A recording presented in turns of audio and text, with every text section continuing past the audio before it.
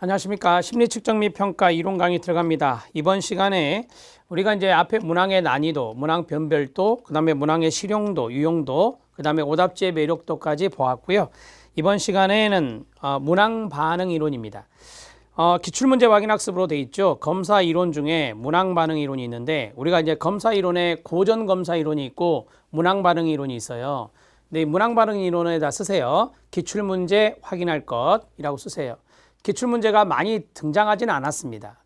등장했긴 했지만 많은 문제가 나오진 않았는데 어떻게 나왔는가 여러분들이 한번 확인해 주시고요. 저기 안에 박스 안에 있는 것에서 가장 중요한 것은 뭐냐면 도표입니다. 거기 안에 있는 마지막 부분에 고전 검사 이론과 문항 반응 이론의 비교 나오죠. 그 비교에서 문항 반응 이론의 내용, 오른쪽에 있는 내용 거기에 별표 치면 돼요. 이제 출제되었던 것에 제가 밑줄을 쭉쭉쭉 그어놨거든요. 그 대목에 조금 중점을 두시고 보시면 됩니다. 자, 검사 이론의 개념을 볼게요. 먼저 이제 검사 이론이 두 가지가 있다 그랬죠. 고전과 문항 반응 이론이 있는데 이 검사 이론은 심리적 구인을 측정하는 검사에 관련된 여러 측정학적인 문제를 해결하기 위한 방법을 탐구하고 검사와 이를 구성하는 문항을 분석하는 이론입니다. 그러니까 검사가 있으면 거기 안에 많은 문항들이 있잖아요. 그 문항들을 분석하는 건데요. 분석하는 이론으로서 고전검사 이론, 이걸 무선 표집 이론이라 합니다. 랜덤이죠. 그러니까 쉽게 말하면 문항을 구성을 할 때 랜덤으로 구성을 하는 거예요. 그 다음에 문항 반응 이론으로 구분된다라고 했어요. 자, 문항 반응 이론은 우리가 이제 문항 특성 곡선이란 게 있거든요. 문항 특성 곡선이 있는데 그것과 연관된 게 문항 반응 이론이라고 말을 해요. 피검자의 능력하고 그 다음에 정답 반응 확률 이 두 가지를 축으로 해서 그려진 곡선이라고 보시면 되고요. 자, 2번입니다. 고전검사 이론은 문제를 무작위 랜덤으로 출제를 합니다. 그리고 문항별 배점을 단순히 더해서 합으로 평가하는 이론이 되겠습니다. 수검자 능력에 상관없이 그냥 무작위로 문제를 출제하는 거예요. 문항을 출제를 하고 그 다음에 우리가 이제 거기서 정답이 나오잖아요. 그러면 거기에 문항별로 배점이 있을 거 아닙니까? 그 문항 문제별로 배점이 있는데 그 배점을 합쳐서 몇 점 이렇게 나가는 거죠. 그게 고전검사 이론입니다. 따라서 수검자의 능력이나 문항의 난이도, 변별도에 따라서 결과가 달라질 수 있는 것입니다. 자, 우리가 이제 예를 들어서 수검자의 능력이 뭐 높고 낮고 있잖아요. 여기에 따라서 무작위로 문항이 구성되어 있기 때문에 수검자의 능력에 따라서 결과가 달리 나오겠죠. 그 다음에 난이도에 따라서 달리 나오겠죠. 변별도에 따라서 달리 나오겠죠. 자, 이런 것들이 이제 무선 표집과 연관성 있는 고전 검사 이론이에요. 그러면 3번 체킹. 반면 문항 반응 이론은 수검자의 능력에 대응하는 문제를 출제하는 거예요. 그러니까 수검자의 능력이 높잖아요. 능력이 높으면 거기에 맞는 문제가 출제되는 거예요. 수검자의 능력이 좀 낮다 그러면 거기에 맞는 문제를 출제해 주는 거죠. 이런 것들이 바로 문항 반응 이론이고요. 자, 문항 곡선의 특성에 따라 앞에서 말씀드렸던 문항 특성 곡선을 말하는데 문항 곡선의 특성에 따라 평가하는 이론이 됩니다. 즉 문항 특성 곡선으로 문항을 분석한다. 문항 특성 곡선 그 자리에 형광펜 밑줄 이거 나오면 문항 반응 이론이에요. 자, 그리고 수검자의 능력이나 난이도나 변별도 이걸 문항에 뭐 수치를 하는데 그냥 난이도 변별도 이렇게 하시면 돼요. 그래서 수검자의 능력 그 다음에 난이도 변별도 여기에 영향을 받지 않는 것이다. 그 밑줄 친 부분에 형광펜 쭉 그어주세요. 능력에 대응하여서 문제가 출제되기 때문에 수검자 능력에 영향을 받지 않아요. 능력에 따라 결과가 달리 나온다. 그런 것은 없겠죠. 난이도, 변별도도 마찬가지고요. 그래서 무선 표집하고 극명하게 대립되는 부분이 바로 이거예요. 난이도, 변별도, 수검자의 능력, 피검자의 능력에 영향을 많이 받는 것은 고전검사 이론이고 영향을 받지 않는 것은 바로 문항 반응 이론이다. 이렇게 보시면 돼요. 능력에 따라서 문제가 출제되기 때문에. 자, 그 다음에 문항 반응 이론의 개념 들어갑니다. 문항 반응 이론은 피검자의 검사 결과에 영향을 미치는 관찰할 수 없는 잠재적 특성이 있다고 가정합니다. 잠재적 특성의 밑줄 쫙 그어주세요. 피검자의 검사 점수로부터 잠재적 특성을 추정하는 절차와 관련된 일련의 이론입니다. 자, 이 잠재적인 특성이 있죠. 피검자마다 잠재적 특성이 있는데 거기에 그것을 추정하는 절차, 그것과 연관된 것이 문항 반응 이론이다. 이렇게 보시면 됩니다. 자, 2번 문항 반응 이론은 피검자의 잠재적인 능력 수준, 이게 이제 잠재적 특성과도 연관성이 있는 거예요. 잠재적 능력 수준과 문항에 대한 반응의 관계를 수학적으로 나타냅니다. 우리가 이제 그 피검자의 잠재적인 능력 수준이 있는데 그게 이제 X축으로 가요. 그 다음에 정답을 맞힐 확률, 정답 반응 확률인데 이게 Y축으로 가요. 그래서 이런 것을 표시를 하는 곡선이 바로 이제 문항 특성 곡선이다. 이렇게 이야기하거든요. 뒤에 나올 거예요. 자, 능력 수준과 문항에 대해 반응의 관계를 수학적으로 나타내며 피검자의 능력에 따른 문항의 답을 맞출 확률을 나타내는 문항 특성 곡선에 기초한 검사 이론이다. 이렇게 말할 수 있습니다. 자, 문항 특성 곡선이 있습니다. 수검자의 능력 수준에 따라 여기서 끊어야 돼요. 자, 그 다음에 문항의 정답 맞출 확률을 표시하는 곡선이다. 문항 특성 곡선은 각 문항이 어떤 능력 수준에서 기능하느냐 이런 것들을 위치 지수라고도 하고요. 그 다음에 수검자의 능력에 따라 변별하는 걸 변별지수를 하는데 이건 참고하셔도 됩니다. 위치 지수와 변별 지수 나눌 수 있다. 이건 놔두시고. 자, 그러면 문항 특성 곡선이 있는데 제가 앞에서 살짝 말씀드렸잖아요. X축은 피검자를 할게요. 피검자의 능력이다 라고 말했어요. 능력이고, 자, 여기는 정답을 맞출 확률인데 정답 반응 확률이다 이렇게 해도 됩니다. 이렇게 정리할 수 있고요. 자, 우리가 이제 피검자의 능력이 높으면 정답을 맞출 확률이 높아지겠죠. 피검자의 능력이 낮으면 정답 반응 확률이 낮아지는 거예요. 우리가 이제 문항 하나하나를 볼 때 그래서 곡선 모양으로 되어 있는데 되게 이제 여기에서 이런 식으로 이렇게 이루어집니다. 이런 식으로 이루어지고 뭐 이게 문항 1이다. 문항 하나를 두고 이야기하는 거예요. 문항 하나를 이야기할 때 뭐 문항 1번이다 라고 한다면 이런 식으로 만들어지는 거죠. 그런데 이제 다른 문항도 다 거의 비슷하게 이런 식으로 되기도 하고 또 뭐 이런 식으로 되기도 하고요. 이런 식으로 나오는 것이 바로 문항 특성 곡선이라고 해요. 뭐 하얀색이 된 문항 2번이라 하고 지금 여기를 문항 1번이라 했죠. 여기는 문항 2번이다. 뭐 이런 3번이다. 이런 식으로 정리할 수 있는 거죠. 문항 특성 곡선이라고 그래요. 이거를. 자, 문항 특성 곡선은 이렇게 생겼고요. 문항 특성 곡선에 기초한 이론이 바로 문항 반응 이론이다. 이렇게 알아두시면 됩니다. 자, 문항 반응 이론과 서로 대비되는 것은 뭐냐? 고전 검사 이론이다. 고전 검사 이론은 중요한 것이 뭐라고요? 무작위 표집, 무선 표집한다라고 했어요. 문제를 출제할 때 무선 표집 이론에 의각해서 한다. 그래서 무선 표집 이론이라고도 하고요. 자, 문항 반응 이론은 여기에 의해서 이루어진다라고 했었는데 앞에서 제가 중요한 이야기를 하나 했죠. 그게 뭐냐면 수검자, 피검자로 쓸게요. 자, 피검자 능력에 대비해서 대응한 문제를 출제한다라고 했어요. 대응한 문제 출제, 문항 출제를 합니다. 이렇게 돼요. 따라서 피검자의 능력에 따라서 뭐 영향을 받지 않는다. 이거는 피검자의 능력에 따라서 결과가 들쭉날쭉할 거 아닙니까? 랜덤으로 넣기 때문에. 따라서 무선 표집은 능력, 그 다음에 난이도, 그 다음에 변별도, 거기에 따라 결과가 달라진다라고 하는 거예요. 결과가 달라진다는 것은 그만큼 영향을 많이 받는다라고 하는 것이고요. 자, 중요하니까 쓰겠습니다. 문항 반응 이론은 수검자의 능력, 그 다음에 변별도, 그 다음에 난이도에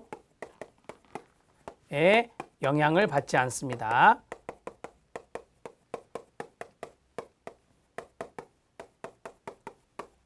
이렇게 보시면 돼요. 자, 수검자 특성에 영향을 받지 않는다라고 보시면 돼요. 이게 수검자의 특성 중에 하나니까 수검자의 특성에 영향을 받지 않는다. 자, 계속 나아가죠. 세 번째는 문항 반응 이론의 기본 가정이 있습니다. 이 기본 가정의 첫 번째가 1차원성이고요. 그 다음에 두 번째가 지역 독립성이고요. 세 번째가 불변성이에요. 자, 첫 번째 1차원성은 뭐냐면 한 검사에 많은 문항들이 있어요.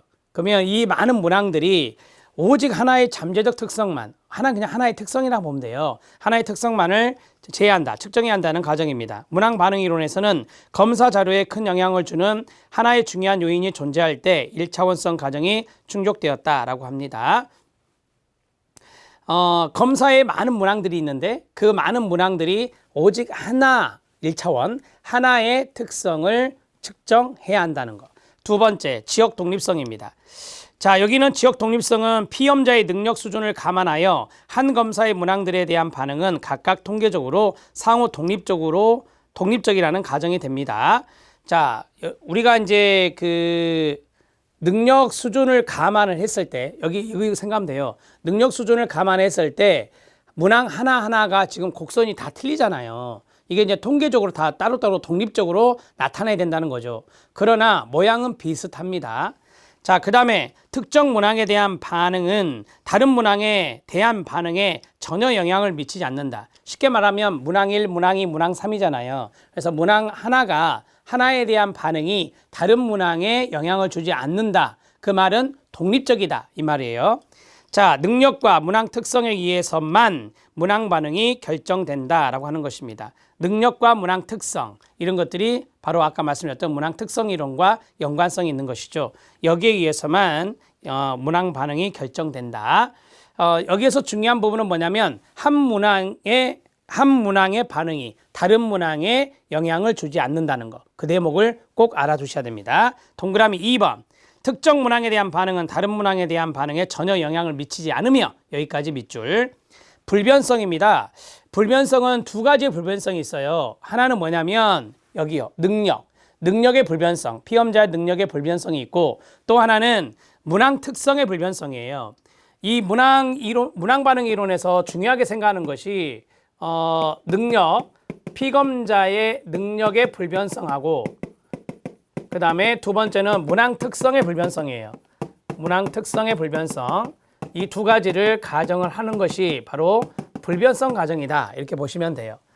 자, 쭉 읽어보면 이해되실 거예요. 불변성 개념은 문항 특성 불변성의 동그라미 1, 피검자 능력 불변성의 동그라미 2.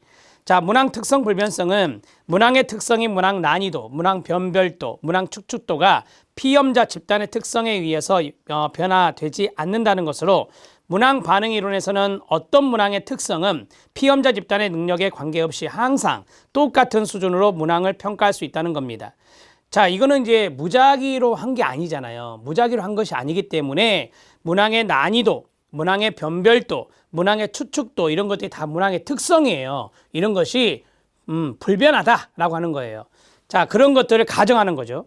자, 즉 문항의 특성은 피험자 집단의 특성에 의해서 전혀 영향을 받지 않습니다. 왜요? 문항의 특성은 불변하니까. 자, 그 다음에 피험자 능력 불변성입니다. 피검자의 능력은 어떤 검사나 문항을 택함으로써 변하는 것이 아니라 끊어요. 고유한 능력 수준에 있다는 것으로, 문항 반응 이론에서는 어떤 피험자가 어려운 검사를 택하든지 쉬운 검사를 택하든지 여기서 끊고, 자, 피험자의 능력은 변하지 않는다라고 하는 거예요. 그래서 피험자의 능력은 변하지 않는다. 그 자리가 뭐예요? 능력 불변성이다. 이렇게 정리하시면 돼요. 자, 그렇게 써주시면 됩니다. 자, 두 가지를 말씀드렸어요. 상당히 이제 중요한 단어들이 나와요. 이거하고 이건데, 능력이라고 하는 것과 문항 특성, 이 두 가지가 중요한 단어가 될 거예요. 문항 반응 이론에서는. 그래서 능력의 불변성, 문항 특성에 대한 불변성. 그래서 문항 반응이 결정되는 것은요, 이 능력과 문항 특성에 따라서만 결정이 된다. 자, 마지막 결론이 바로 이건데, 자, 결론은 뭐냐면 문항 반응을 결정하는 것은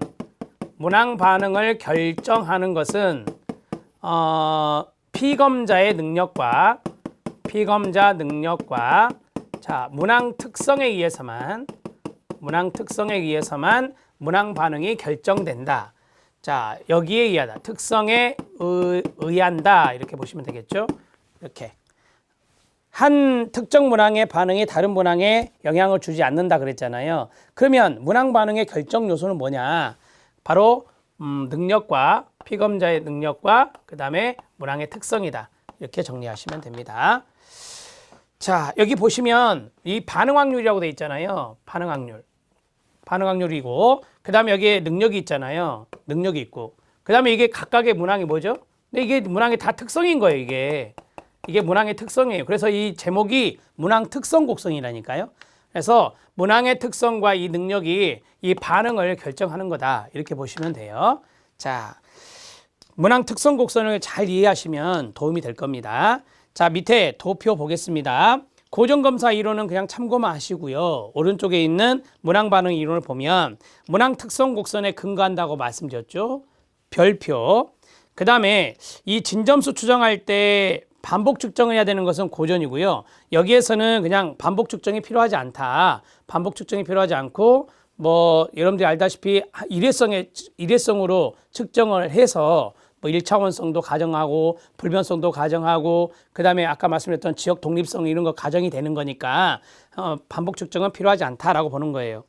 반복 측정 불필요하다 쓰세요. 세 가지 기본 가정 때문에 반복 측정은 필요하지 않아요. 자, 그 다음에 복잡한 수리적 모형, 문항 모수 설명은 복잡한 수리적 모형을 가지고 있고요. 그 다음에 문항 특성의 추정에서 수검자 특성에 영향을 받지 않는다라고 했잖아요. 수검자 특성에 영향을 받지 않는다.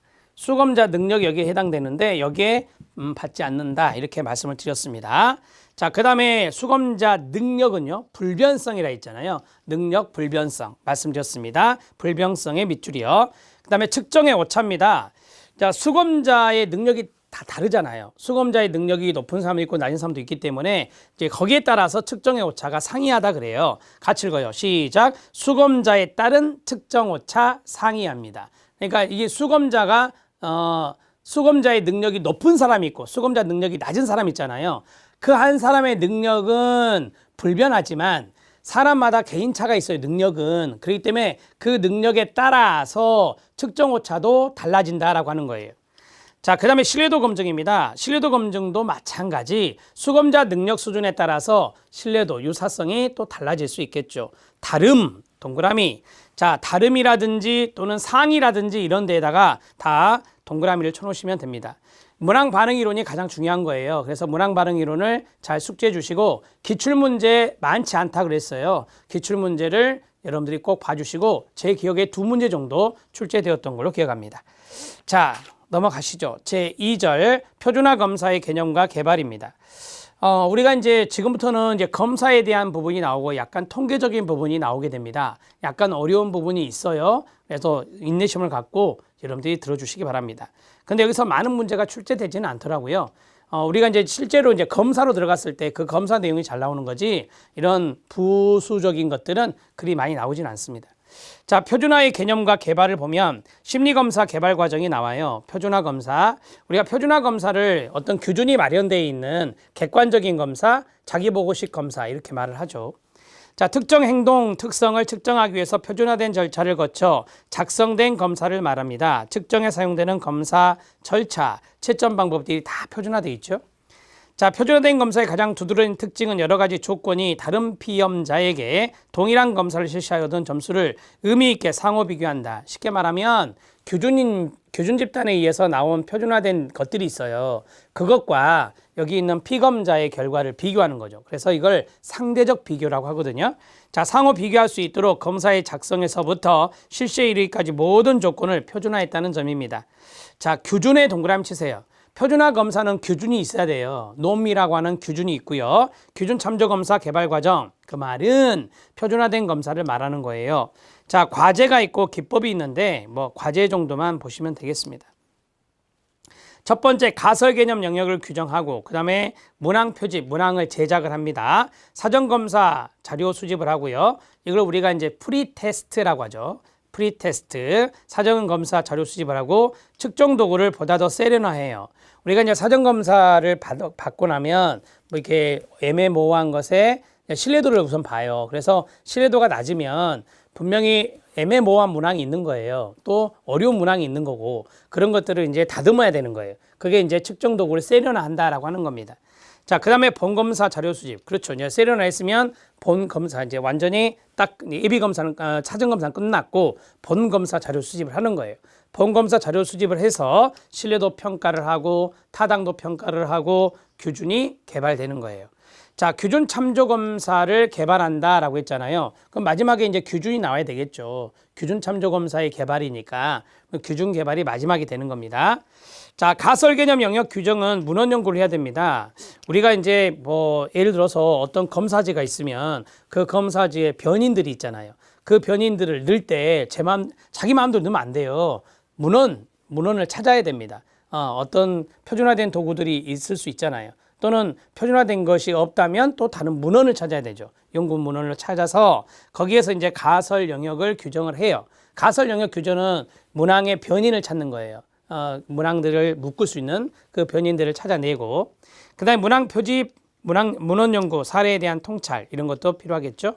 그다음에 이제 표본 조사를 해요. 사전 검사는 뭐 전수 조사를 하는 게 아니라 이제 소 집단을 하거든요. 그래서 이제 표본 조사를 하고 측정 도구를 세련화한다고 그랬잖아요. 문항을 분석해야죠. 특히 여기서 많이 하는 게 요인 분석입니다. 같은 요인끼리 묶어야 되니까. 그래서 요인 분석하고 문항 분석을 합니다. 그다음에 본검사 자료 수집 표본 조사하고요. 신뢰도 평가는 신뢰도 개수를 보죠. 타당도 평가는 타당도 개수를 보겠죠.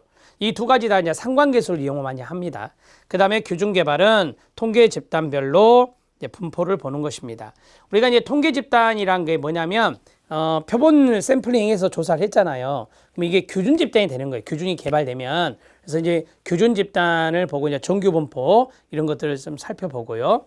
이제 백분위도 되고 이런 것들이 필요하죠. 그래서 이제 이걸 이제 만들어지면 어떤 피검자가 거기서 검사를 했다. 그러면 원점수를 표준 점수로 변환해서 그 표준 점수가 여기 규준 집단에서 차지하는 위치가 어떻게 되는지, 뭐 100분이 90인지, 100분이 60인지 이런 것도 이제 알 수가 있는 거잖아요. 자, 표준화 검사의 제작 과정이 있습니다. 검사의 목적과 대상을 구체적으로 결정을 하고요. 그 다음에 합리적인 문항 형식을 선택하고 이에 따라 다수의 문항을 제작하되 문항 수는 최후 검사에 포함시키려는 문항 수의 2배 이상은 되어야 하는 게 좋습니다. 그러니까 이제 너무 처음에 문항이 적으면 안 되잖아요. 어차피 세련화 되면서 이게 다듬어지는데 그래서 문항이 처음에는 많은 게 좋다 이 말이에요. 그 다음에 제작된 문항으로 예비검사, 사전검사를 하고요. 활용 대상 집단을 대표하는 표집을 대상으로 예비조사를 실시한 후에 문항 분석을 합니다. 문항 분석 결과에 따라서 선택한 문항을 가지고 최후 검사를 완성하겠죠. 실시 방법, 채점법 등을 결정하게 됩니다. 규준을 제작하기 위해서는 검사 활용 대상인 모집단을 대표하는 대단위 표집을 하여 검사를 실시하며 이때 표집군이 모집단을 충분히 대표할 수 있어야 됩니다. 그래서 이제 되게 확률 표집을 많이 하는데 확률 표집을 할 때 뭐 예를 들어 규준 집단의 통계인데 그거를 한 몇십 명 하면 안 돼요. 상당히 많은 대다수 표집을 해야 됩니다. 대다수 표집을 해서 규준을 만들어 놔야 되는 거예요. 자, 정해진 방법에 의해서 채점을 하고 여러 가지 통계적 조작을 통해서 규준을 만듭니다. 여기서 말하는 뭐 통계적 조작이라고 하는 것은 앞에서 말씀드렸던 뭐 그 신뢰도 개수, 타당도 개수 이런 것들 필요하겠죠. 자, 검사 자체의 타당도 신뢰도 검증하며 이러한 과정을 거쳐서 제작된 검사는 검사지와 검사 요강의 형태로 산출되는데 검사 요강이라고 하는 것이 있죠. 검사 요강에는 실시 방법, 채점 방법, 규준 활용 방법, 신뢰도, 타당도 이런 정보를 수록해 줘야 돼요. 자, 됐습니다. 표준화 검사의 제작 과정은 여러분들이 뭐 여기 있는 방가루 2번 보지 마시고요. 도표 하나 보면 돼요. 그 위에 있는 도표. 그 도표로 정리를 쭉 해주세요. 자, 규준의 개념과 필요성입니다. 규준이라고 하는 것에 각주가 붙었어요. 규준 보겠습니다. 이거 중요한 개념이거든요. 별표.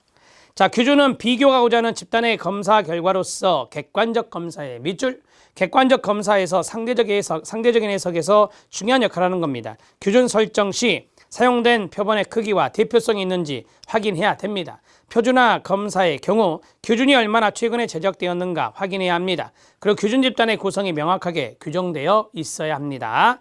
자, 위로 올라갑니다. 규준의 개념과 필요성에서 심리검사 점수는 상대적인 겁니다. 자, 상대적인 위치를 이제 이야기하는 거니까 상대적 점수 해석을 위한 기준이 필요한데 그게 바로 규준이다라고 말해요. 이렇게 생각하면 돼요. 규준 이퀄 상대적 비교예요. 자, 규준은 대표 집단, 규준 집단이라고 하거든요. 대표 집단의 사람들에게 실시한 검사 점수를 일정한 분포대로 작성하는 겁니다. 규준의 제작은 모집단에 대한 대표성을 확보할 수 있는 표본 추출 방법을 이용하여 규준 집단을 구성하여 제작합니다. 심리검사에서 규준을 마련하는 것은 검사 점수 해석을 위해 꼭 필요한 겁니다. 해석의 동그라미. 우리가 상대적으로 어느 위치에 있느냐, 그게 해석이거든요. 자, 그 다음에 원점수를 어떤 상대적 측정치로 변환해서 사용함으로써 상대적 측정치가 뭐냐면 표준점수예요. 뭐 요새 많이 이용하는 게 T점수잖아요. 그래서 상대적 측정치로 변환해서 사용함으로써 대표 집단 내 수치가 차지하는 위치를 쉽게 파악하고 상호 비교가 가능하게 되는 겁니다. 자, 기출문제 확인학습에서 원점수 해석의 근거가 나옵니다. 규준이 나오죠. 비교하고자 하는 집단의 검사 결과입니다. 그 다음에 규준 참조적 검사, 거기에 별표. 규준 참조적 검사는 상대적 비교라 했죠. 그래서 상대평가하는 건데요. 자, 규준을 기준으로 원점수가 상대적으로 해석될 수 있는 검사입니다. 규준 참조적 검사는. 그 다음에 상대평가를 위해 대상자 집단의 점수 분포를 고려하여 개인의 점수를 해당 분포에 비추어 상대적으로 파악하는 겁니다. 2번 별표. 3번 이때 점수 분포가 뭐예요? 규준이라고 말하는 겁니다. 준거 참조는요, 절대 비교예요. 이건 상대 비교가 아니라, 자, 그래서 비교의 근거가 되는 다른 대상이 아니라 숙달 기준이 있는 검사다라고 해요. 준거 동그라미요. 준거 참조 검사와 규준 참조 검사는 다릅니다. 규준 참조 검사는 상대적 비교를 위한 거고, 준거 참조 검사는 절대적 비교를 위한 거다. 그래서 특정 기준이 있는 거예요. 이거는 특정 기준이 준거거든요. 예를 들어서 우리 청소년 상담사 합격하려면 60점이잖아요. 60점 이상이면 합격인데 그 60점이 바로 준거다 이 말이에요. 준거다. 그래서 그 특정한 기준이 있는 것을 준거 참조 검사다 이렇게 말합니다. 자, 그 다음에 규준 집단입니다. 표집 절차에 명확한 제시가 필요하고요. 표집의 크기가 좀 커야 됩니다. 그 다음에 규준 집단의 특징을 명확히 정의하고요. 검사 실시의 시기가 있어야 되고요. 표집의 대표성이 있어야 됩니다. 앞에서 전집이 있었잖아요. 모집단이 있는데 모집단을 대표할 수 있는 집단이 아니면 규준 집단의 의미가 없어요. 자, 그 다음에 표집의 무선화 원리입니다. 무선화의 밑줄. 랜덤으로 해야 표본 추출을 랜덤으로 해야 대표성이 많은 거예요. 전집 요소의 동일한 추출 가능성입니다. 동일한 추출 가능성의 밑줄이요. 그러니까 모집단의 요소를 동일하게 골라내야 된다는 거예요. 그래야 대표성이 있는 거죠. 세 번째, 표집도 중에 전집의 변화가 없어야 됩니다. 표본 추출하고 있는데 모집단이 막 변화되고 있는 거예요. 그러면 문제가 되는 거 아닙니까? 그 다음 네 번째, 한 요소의 표집이 다른 요소 표집될 확률에 전혀 영향을 미치지 않아야 돼요. 이런 것들이 이제 확률 표집이라고 하죠. 확률 표집. 한 요소의 표집이 다른 요소 표집될 확률에 전혀 영향을 미치지 않아야 된다라고 하는 거. 우리가 이제 로또 45개 있잖아요. 1이 추출될 확률 45분의 1. 45가 추출될 확률 45분의 1이잖아요. 이런 것들이 이제 이 번호가 뽑힐 때 다른 것들이 영향을 안 주는 거예요. 자, 그 다음에 표집의 오차가 적어야 되죠, 당연히. 표집의 오차가 적어야 된다. 표집의 오차가 바로 표본 오차인데, 표본 오차가 작다는 것은 그만큼 대표성이 있다는 거예요. 그 다음에 규준의 자료 분포와 전집의 자료 분포가 유사해야 돼요. 이게 뭐예요? 네, 동질성이잖아요. 그러니까 대표성이 있어야 된다라고 하는 걸 계속 이야기하는 거잖아요, 지금. 지금 여기서 중요한 거는 5번이에요. 표집의 대표성에 해당되는 것들을 쭉 밑으로 나열했잖아요. 이게 이제 출제 포인트거든요. 그래서 양가로 5번의 별표. 규준 집단을 우리가 뽑을 때 대표성 있게 뽑아야 되는데 어떤 것들이 대표성을 확보한 것들이냐, 그런 것들을 출제했다 이 말입니다.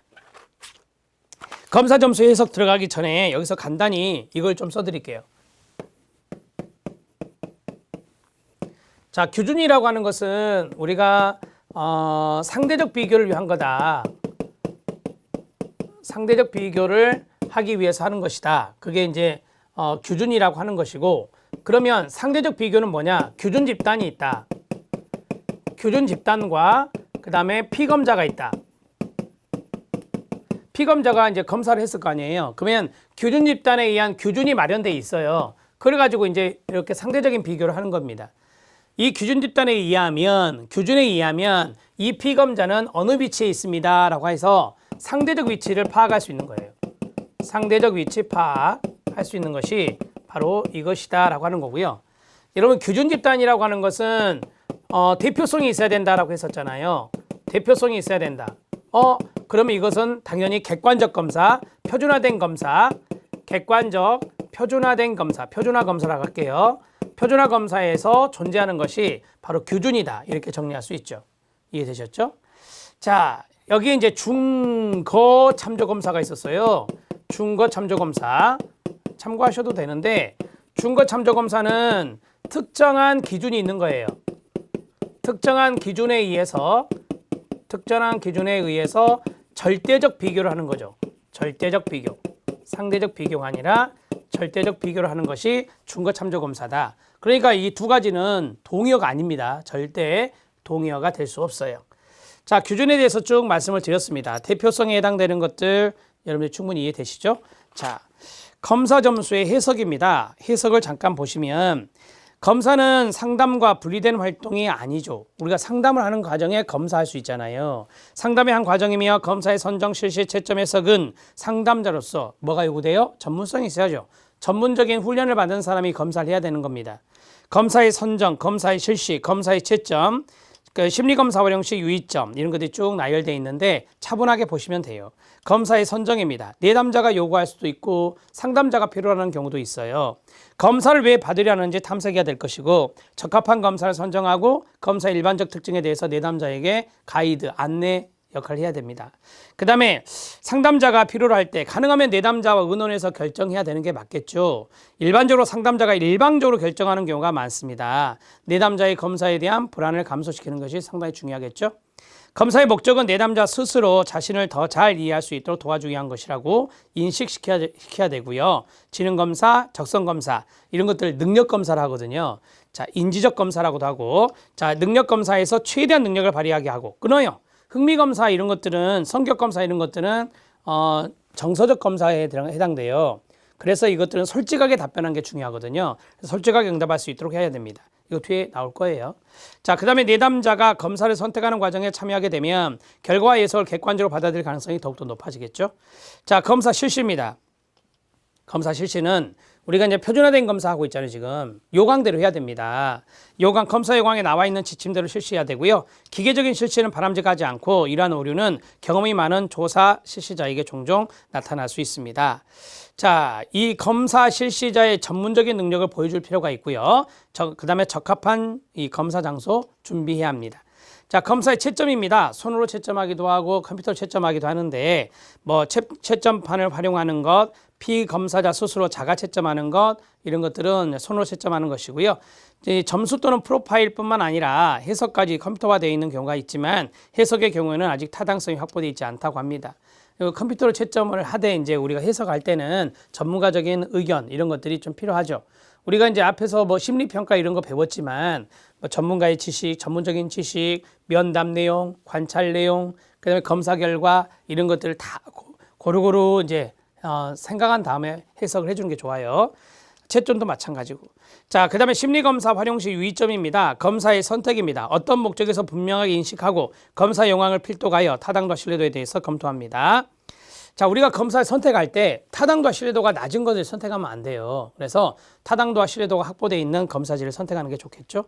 그 다음에 검사의 실시입니다. 피검사자의 동의와 목적을 설명하고 어떤 이점이 있는지 충분히 설명을 해야 됩니다.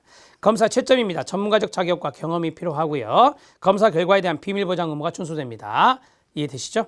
자, 실력 따지기 보면 심리검사 윤리적 문제가 있습니다. 심리검사 결과가 여러 분야의 의사결정에 중요한 증거로 활용된다는 것은 심리검사가 공정하고 정확하게 이용되지 않으면 수검자가 피해를 입어요. 그래서 이러한 것들이 이제 윤리적인 문제가 대두되는 것이에요.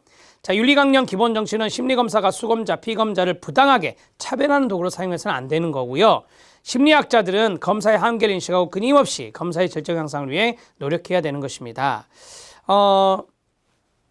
우리가 이제 심리검사 결과를 보고 어떤 의사결정을 할 수가 있거든요. 근데 그 의사결정을 하는 데 있어서 이 심리검사가 좀 정확하게 되지 않았다. 그러면 이제 피검자가 불이익을 받는 거예요. 의사결정을 하는 데 있어서 정확하게 만약에 결과가 해석되지 않으면 피검자가 불이익을 당한다. 그 피해를 입을 수 있다라고 하는 거고요. 그 다음에 이제 두 번째는 뭐였죠? 네, 이거를 이제 차별하는 도구로 쓰면 안 된다는 거예요. 자, 심리검사가 수검자, 피검자를 차별하는 도구로, 낙인을 찍는 도구로 사용하면 안 된다는 거고요. 그 다음에 심리학자들은 계속해서 그 검사 뭐 수십 년 전에 검사 도구를 지금 쓰는 것은 시대에 달라졌잖아요. 그리고 문화적인 차이도 있어요. 달라졌어요. 그러니까 질적으로 잘 개발하는 게 좋다. 심리학자들의 역할은 바로 그거다 이거예요. 자, 그 다음에 네 번째 규준 참조 검사, 중거 참조 검사 말씀을 드렸는데 말씀드릴게요. 검사는 사용 목적에 따라 규준 동그라미 참조 검사와 중거 동그라미 참조 검사로 구분할 수 있습니다. 규준 참조 검사는 상대적의 흉관편 밑줄, 상대적 규준을 이용하여 검사 결과를 해석하는 검사입니다. 한 검사에서 개인이 획득한 점수는 그 개인이 속한 집단의 구성원들의 점수와 비교를 하는 거예요. 자, 그 다음에 대부분의 표준화 심리 검사들은 규준을 이용하여 동일한 해석이 되도록 하므로 규준 참조 검사라 할 수 있습니다. 자, 표준화 거기에 동그라미 쳐야 되겠죠. 표준화된 검사가 바로 이제 규준 참조 검사다 이렇게 말씀을 드렸습니다. 자, 우리가 예를 들어 규준 집단이 연령대가 예를 들어서 20대다. 그러면 이제 그 20대에 해당되는 연령대의 기준이 있을 거 아닙니까? 범주별 기준이. 연령 범주별 기준이 있어요. 그러면 20대가 이제 검사를 했다면 그 20대가 여기 연령 범주별 기준에 해당되는 것을 보고 비교를 해야죠. 그게 바로 1번에 있었어요. 그 개인이 속해 있는 집단의 구성원들의 점수, 같은 연령대, 이걸 이제 사례로 든 거예요, 제가. 자, 그 다음에 중거 참조 검사입니다. 절대적의 흉관편 밑줄, 절대적 중거를 이용하여 검사 결과를 해석하는 검사입니다. 한 검사에서 개인이 획득한 점수를 가로 이미 세워놓은 목표, 이거를 뭐라고 해요? 여기 있잖아요. 특정 기준이라고 그래요. 특정 기준. 특정 기준, 그 중거에 도달한 정도로서 해석을 하는 거다라고 하는 거예요. 자, 예를 하나 들어볼게요. 60점이 특정 기준인데 80점을 맞았어요. 상당히 우수하다. 이렇게 되는 거죠. 그 다음에 뭐 예를 들어서 60점이 기준인데 죄송합니다. 한 40점 나왔다. 그러면 좀 특정 기준에 많이 미달되구나. 이렇게 되는 거죠. 이게 이제 중거 참조 검사다 이거예요. 대부분의 국가 자격 시험이 여기에 해당될 수 있고요. 그 다음에 이때 기준 점수의 밑줄 쫙 그어요. 특정 기준 점수를 말하는 거예요. 근데 어떤 자격 시험은 60점, 어떤 자격 시험은 70점 걸잖아요. 이런 것들이 검사 사용 기관이나 조직의 특성이나 검사의 시기, 목적에 따라 달라질 수 있는 겁니다. 이런 것들이 달라질 수 있다. 자, 중거 참조 검사 이해되셨죠? 자, 제3절 통계의 기초입니다. 제가 앞에서 통계 좀 나옵니다 라고 말씀드렸던 게 바로 이 대목입니다. 여기서부터 통계가 좀 나와요. 이건 다음 시간에 하겠습니다. 열심히 공부하시기 바랍니다. 수고하셨습니다.